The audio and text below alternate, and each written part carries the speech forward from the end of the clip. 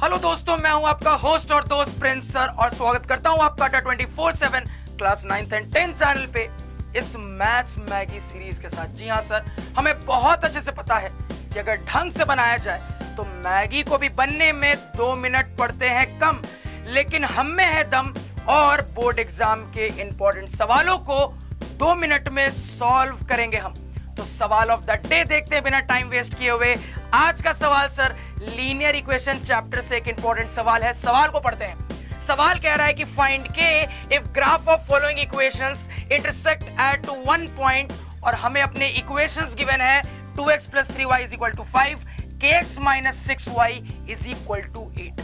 तो सवाल को सॉल्व करने का लॉजिक समझते हैं सर। ध्यान दीजिएगा। टाइमर बाबा, टाइमर स्टार्ट करो। जी सर।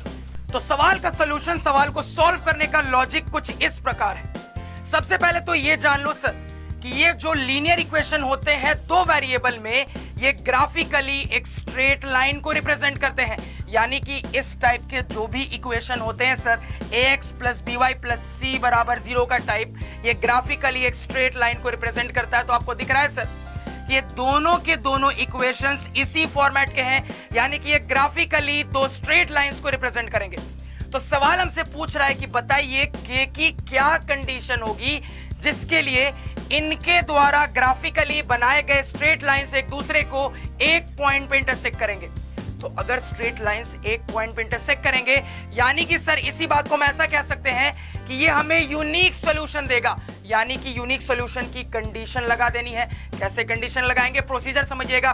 प्रोसीजर कहता है कि सबसे पहले अपने इक्वेशंस को देखिए कि वो स्टैंडर्ड फॉर्म में है कि नहीं, वो इस फॉर्म में है कि नहीं है। पहले से तो अच्छी बात है, नहीं है तो पहले इस फॉर्मेट में बदलिए। तो सबसे पहले अपने गिवन इक्वेशंस को देखेंगे तो दिख रहा है सर स्टैंडर्ड फॉर्म में नहीं है, तो पहले इनको स्टैंडर्ड फॉर्म में चेंज करेंगे। स्टैंडर्ड फॉर्म में चेंज होने के बाद ये इस टाइप के आ जाएंगे सर। तो यहां पे अपने स्टैंडर्ड फॉर्म में चेंज्ड इक्वेशंस को हम इनसे कंपेयर करके a1 b1 c1 a2 b2 c2 निकालेंगे और इस कंडीशन पे पुट कर देंगे। कंडीशन है a1/a2 ≠ b1/b2। देखते हैं सर यहां पे, तो स्टैंडर्ड फॉर्म में नहीं थे, स्टैंडर्ड फॉर्म में चेंज किया। अब इसके बाद दोनों में से रैंडमली किसी एक को इससे कंपेयर कर लेते हैं, दूसरे वाले को इससे कंपेयर कर लेते हैं। कंपेयर करने के बाद a1 b1 c1 a2 b2 c2 आ गया, अपने कंडीशन में पुट किया। और यहां पे याद रखिएगा, कभी भी नॉट इक्वल टू वाली कंडीशन आती है तो वो वैसे ही सॉल्व होती है जैसे इक्वल टू सॉल्व होता है सर। तो यहां पे सॉल्व किया तो हमें पता चल रहा है k नॉट इक्वल टू -4। अब यहीं पे बच्चे गलती करते हैं, समझिएगा। k नॉट इक्वल टू -4 का मतलब है कि k की वैल्यू -4 नहीं होनी चाहिए थी। सवाल आपसे ये पूछ रहा है कि k की वैल्यू क्या होनी चाहिए थी, ये नहीं सवाल पूछ रहा है कि k की वैल्यू क्या नहीं होनी चाहिए थी।